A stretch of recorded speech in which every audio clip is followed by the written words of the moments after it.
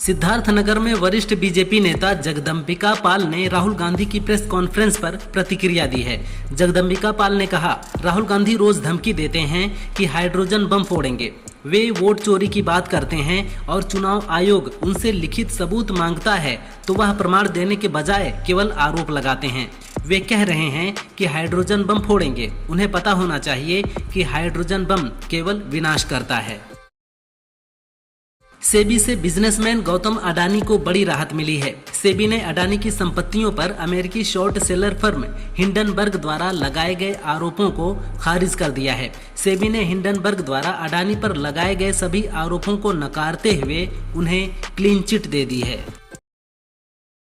Uttar Pradesh BJP अध्यक्ष भूपेंद्र चौधरी ने रामभद्राचार्य के पश्चिमी यूपी को मिनी पाकिस्तान बताने वाले बयान का समर्थन किया है। चौधरी ने कहा, पश्चिमी यूपी में जिस प्रकार से आबादी का संतुलन बिगड़ा है वह हम सभी के लिए चुनौती है, लेकिन ये लड़ाई व्यक्तिगत नहीं है, ये विचारधारा की लड़ाई है। भारत में सभी जाति और पंथ के लोगों को संवैधानिक अधिकारों के तहत जीवन यापन करने का हक है।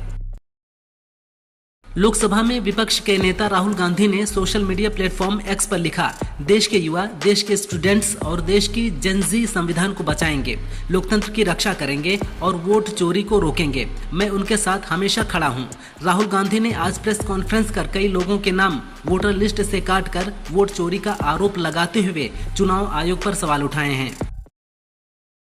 टीम इंडिया 21 सितंबर को एशिया कप के सुपर 4 मैच में भी पाकिस्तानी खिलाड़ियों से हैंडशेक नहीं करेगी। सवाल उठता है कि पहले से तिलमिलाया पाकिस्तान अब क्या करेगा।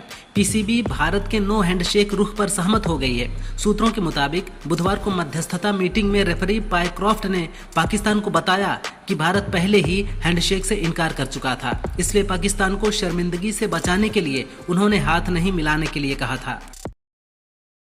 यूपी बीजेपी अध्यक्ष भूपेंद्र चौधरी ने कांग्रेस के वोट चोरी के आरोपों पर पलटवार किया है।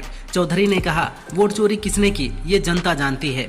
1971 के लोकसभा चुनाव में रायबरेली में इंदिरा गांधी को वोट चोरी का दोषी पाया गया था। उन्होंने सरकारी संसाधनों का दुरुपयोग करके चुनाव जीता था, जिसे इलाहाबाद हाई कोर्ट ने निरस्त कर दिया था। आज वही लोग जो अतीत में प्रमाणित रूप से दोषी थे अब नेगेटिव प्रचार कर रहे हैं। राहुल गांधी की प्रेस कॉन्फ्रेंस पर सपा सांसद धर्मेंद्र यादव ने कहा, ऐसा लग रहा है कि जैसे चुनाव आयोग और भाजपा एक ही हैं। चुनाव आयोग को निष्पक्ष होना चाहिए, जो कि नहीं है। पिछली प्रेस कॉन्फ्रेंस में चुनाव आयोग को सपा और अन्य विपक्षी दलों के सवालों का जवाब देना चाहिए था। जवाब देने के बजाय चुनाव आयोग डिफेंस कर रहा था। ऑनलाइन भिखारी गौतम सूर्या चर्चा में है। उसका यूट्यूब चैनल है जिस पर 5 लाख सब्सक्राइबर हैं। उसके वीडियो को 26 करोड़ से ज्यादा बार देखा जा चुका है। वह जब भी लाइव आता है तो 10,000 लोग उससे जुड़ते हैं। वह QR कोड के जरिए 1 से 100 रुपए तक मांगता है। ज्यादातर लोग उसे 1 रुपए भेजते हैं तो वह उनका नाम लेकर धन्यवाद देता है। इस तरह वह 10,000 रुपए कमा लेता है। एक यूजर ने लिखा, ये तो अच्छा बिजनेस मॉडल है। नेपाल के पूर्व प्रधानमंत्री KP शर्मा ओली को लेकर नेपाली मीडिया में नया दावा किया गया है। नेपाली न्यूज पोर्टल उकेरा ने दावा किया है कि 9 सितंबर को प्रदर्शनकारियों ने पूर्व PM बहादुर देउबा के घर में घुसकर उन्हें पीटा था, जिससे ओली डर गए थे। उन्होंने नेपाली सेना के प्रमुख अशोक राज को फोन कर भागने के लिए हेलीकॉप्टर मांगा था, लेकिन आर्मी चीफ ने शर्त रखी थी कि पहले इस्तीफा दो तभी हेलीकॉप्टर मिलेगा। इजराइल ऐसा laser based defence system launch करने वाला है जो लाइट की स्पीड से ड्रोन और रॉकेट्स को तबाह कर सकता है। 100 किलोवाट के इस आयरन बीम डिफेंस सिस्टम को ईटन लाइट कहा जाता है।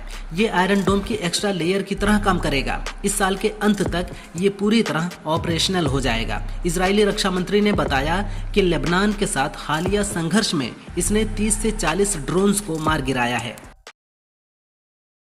कश्मीर की अर्थव्यवस्था को गति देने वाली चुनिंदा चीजों में सेब सबसे पहले है। इससे कश्मीर के लोगों की तकदीर जुड़ी है, पर सेब नहीं बिक पाने से किसान बर्बादी के कगार पर हैं। 24 अगस्त से लैंडस्लाइड और भारी बारिश के चलते नेशनल हाईवे ब्लॉक है। सेब से लदे 4000 ट्रक रोड पर फंसे हैं। सेब खराब होने से किसानों को 1000 करोड़ रुपए से ज्यादा का नुकसान हुआ है।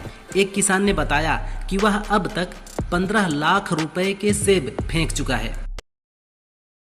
आधार कार्ड में अपडेट के लिए अब CSC पर जाने की जरूरत नहीं पड़ेगी। केंद्र सरकार ई-आधार ऐप लॉन्च करने वाली है। इसमें नाम, पता, जन्म तिथि जैसी डिटेल्स घर बैठे स्मार्टफोन से अपडेट की जा सकेंगी।